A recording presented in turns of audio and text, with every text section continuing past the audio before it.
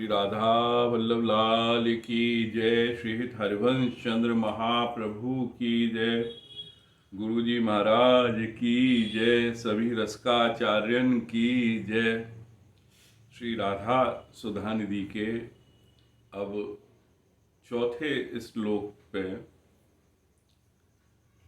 आपको एक गूढ़ बात और बता मैं कि ये जो हित महाप्रभु ने लिखो है तो ये बड़ो क्रमबद्ध भी है। जो लीला क्रम है या लीला में जो भाव आ रहे हैं जो श्लोक में समय समय पे उनको अपने पिछले या पहले श्लोक से बहुत संबंधित रहे। तो चरण धूल जो प्रिया जी की ही जो पराग के कण उनके वाकी महिमा को वर्णन आपने सुनो।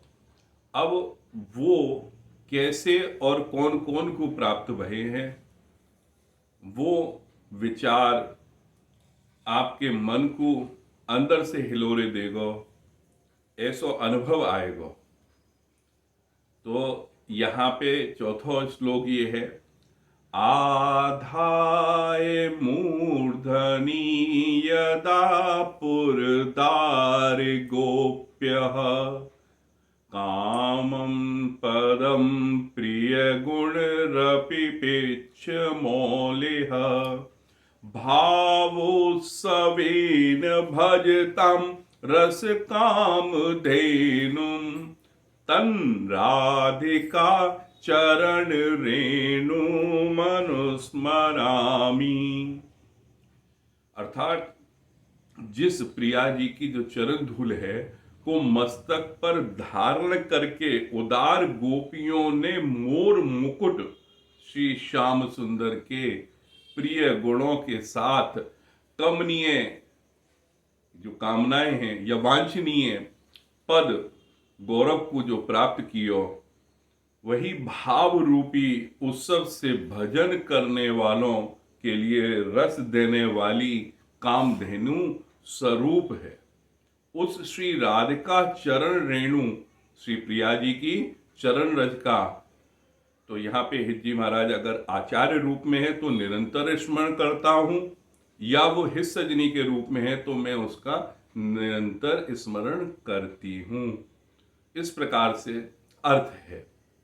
अब यही जो श्लोक की एक एक लाइन है उनको हमने चार चार सरल पंक्तिबद्ध किया है उनकी भावनाओं को समझने के लिए।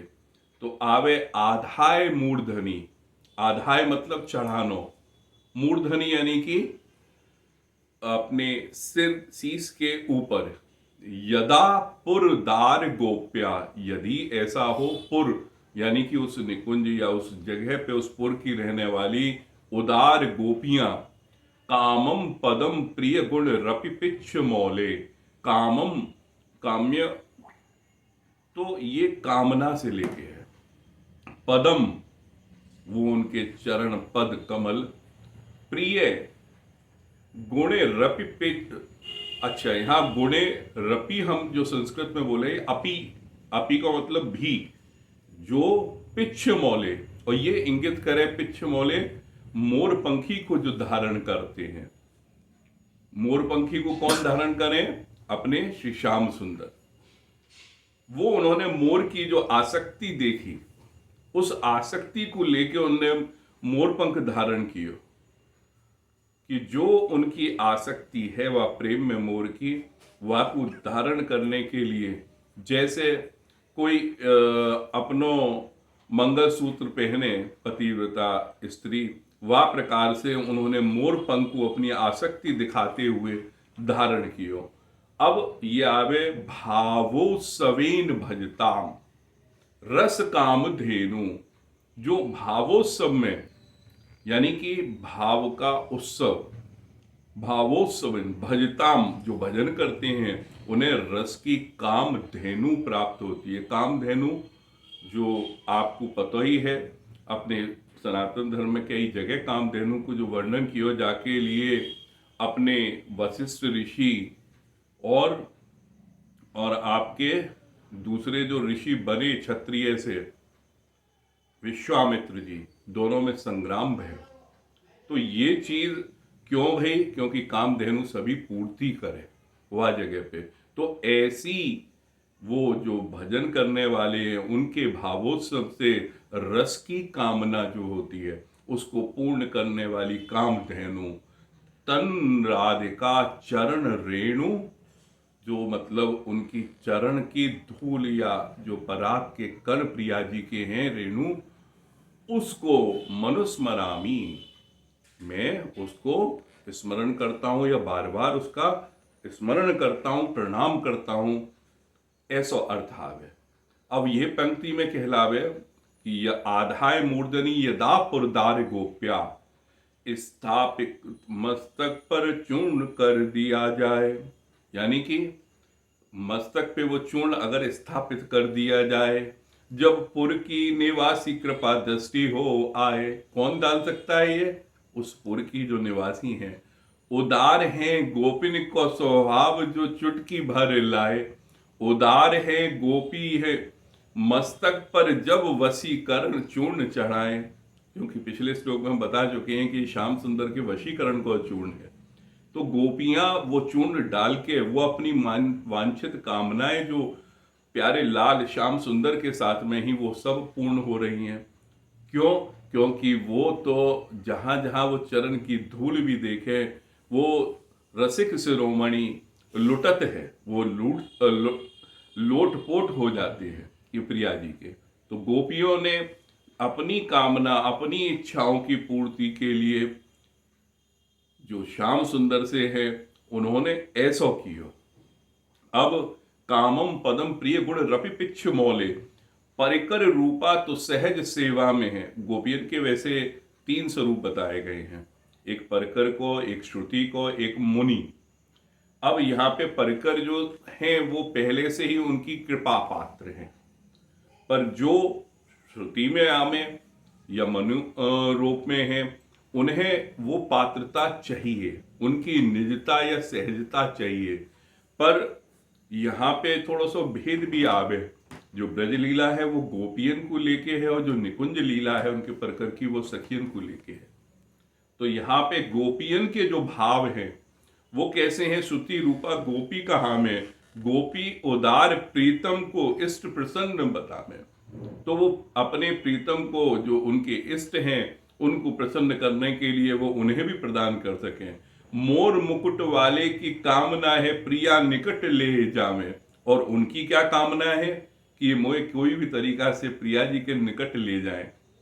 प्रिया प्रीतम को मिलन करा अपनों भी पद पामे, तो वो अगर दोनों को मिलन करावे तो वो अपने भी पद को प्राप्त करें। अब आवे भावोत्सवेन भजताम रस काम धेनुम, गोपी रास मत देख चुकी पूर्णिमा प्रिया बिन महारास न भावे। अगर प्रिया जी के साथ वो श्याम सुंदर उस महारास में से चले गए तब गोपियन को क्या हर्ष भयो। ये महाराज के जो जानकार हैं उनसे पूछो कि बिना प्रिया के और बिना श्याम सुंदर के वो महाराज संभव ही ना हो। तो वो ये बात समझ गई, क्योंकि पहले तो उनके मन में ये भाव रहतो जो गोपी भाव में ब्रज लीला में जो आवे कि सौत जैसो, पर वो कैसे त्याग कर दियो कि जब उन्हें वो चरण धूल उन्होंने ले ली, वो दास्य भाव उन्होंने वो स्वीकार किया वहां पे, और वो परकर में आ रही हैं बात तरीका से। और वो क्या है? सौत को व्यवहार नहीं जैसे अन्न भुने और ओवल बीज न आवे। क्यों नहीं रह जाता है व्यवहार? क्योंकि जब अन्न को कोई भी हो, चना गेहूं कुछ भी आप लो, अगर उसको एक बार आप भून दो या उबाल दो तो वो कभी बीज नहीं दे सकता, तो वो भाव ही खत्म हो जावे। भाव उस समय भजता है वही रस स्वरूप हृदय में लावे। जो भाव उत्सव के रूप में भजता है वही रस स्वरूप जो है वो हृदय में आके बसता है। अब सबसे पहले आवे भाव। जब भाव आएगा तभी तो आप कोई भी उत्सव मना पाओगे। जब पहले भाव ही ना होगा तो वो उत्सव को स्वरूप क्या होगा? कोई भी बड़े से बड़े उत्सव को सबसे पहले भाव आवे, तो भावोत्सवेन भजता, जो भजन है वो भाव आने के साथ उत्सव रूप ले ले वो भजन, तब वो रस में हृदय स्वरूप आएगो। यहां रस की कामधेनु बिन भाव बिनु कामधेनु तो है, बिन भाव भजन कैसे पहुंच पावे। तो प्रश्न ये भी बने कि यहाँ रस की कामधेनु श्री प्रिया जी के चरण रज कमल जो हमें प्राप्त नहीं हो, क्योंकि उस महाराज की नायिका सौंदर्य स्वरूपा सब गुणों को लेके विराजमान प्रिया जी ही हैं। अगर उस के बिना अगर हम ये प्रयास भी करें कि हम पूर्णिमा के चांद को देखना चाह रहे हैं, बाकी प्रकाश को, और पूर्णिमा को चांद नहीं है, तो ये संभव नहीं है। वो शीतलता, वो प्रकाश की उन्नत भाव कभी बिना चंद्रमा के प्राप्त नहीं होंगे। जब तक पूर्णिमा को वो चांद नहीं आएगा तब तक वो शीतलता, वो प्रकाश प्राप्त नहीं होगा। तो ये कामधेनु के बिना भाव भजन कैसे आ जाएगा। तो उसके लिए ही वो जो स्वरूप है, तो रज को वो वशीकरण को चूर्ण है। तो वही हमने पंक्ति में लिखा है, तन राधिका चरण रेणु मनुस्मरामी। तो इस पंक्ति को 4 लाइन में कैसे किया है, उस वशीकरण चूर्ण को महाप्रभाव श्याम को भावे, क्योंकि श्याम सुंदर उस चूर्ण को पाना चाहते हैं। जैसे कि हमने पिछले आपको भाव में बताया उस श्लोक को, तो जब अर्थ बता रहे तो हमने कहा ना कि जब ब्याह शादी होवे तो पुरुष पक्ष में जो गोपी होमे या जो स्त्री होमे घर की, वो ये कहे में कि तुम भैया उनके स्थान देवता की पूजा मत करिए, क्योंकि स्थान देवता और वहां स्थान देवता पूजा में, और वहां में भी ये कुछ हंसी टिटोली होवे कि वो चीज रख दी जावे, कोई भी सिलबट्टा या कोई चीज ऐसी, और वो इसलिए पूजाए जा हमें स्थान देवता कि ये कन्या के अधीन रहे। और जब ये बात उनको समझ आ जावे श्याम सुंदर को, तो वो तो स्वयं वच को प्राप्ति के लिए लग जावे। तो उस वशीकरण चूर्ण को महाप्रभाव श्याम को भावे, श्री राधिका चरण धूल, श्री राधिका चरण धूल भाव को उत्तम बना भजन बढ़ावे। और जब वो प्रिया जी के चरणन की रज की बात होगी तो भजन को भाव कितनों बढ़ जाएगा। श्री हित सजनी उस धूल को बंधन स्मरण बार बार करामे। तो हित जी महाराज यहाँ पे बार बार वही चरण धूल को, वही रज को स्मरण करा रहे हैं। और वहीं हमने अपनी जो कि पद में करी है, तो अपनी छाप देते हुए लिखो है, हित विशाल लाल श्री राधिका चरण रज मस्तक पे अंग अंग अंग चढ़ावे। तो सभी अंगन में वो हम वो रूप में रोम रोम में वो चढ़ावें, ऐसो मन को ध्येय है। तब वो भावोत्सव बढ़े प्रिया प्रीतम की तरफ, और हम उनके परकर में जाके वह लीला को या कृपा पात्र हो सकें, या वो रस कामधेनु को प्राप्त कर सकें, वह रस को आगे हम बढ़ा सकें कि हमें प्राप्त हो रहा है और प्राप्त हो रहा है और हम बढ़ते चले जा रहे हैं। ऐसा भाव या श्लोक को आवे जो हमने आपको बताया। अब यहीं पे हम विराम लेते हुए आप सभी से कहेंगे, श्री राधा वल्लभ लाल की जय। जय जय श्री हित हरिवंश, जय जय श्री हित हरिवंश।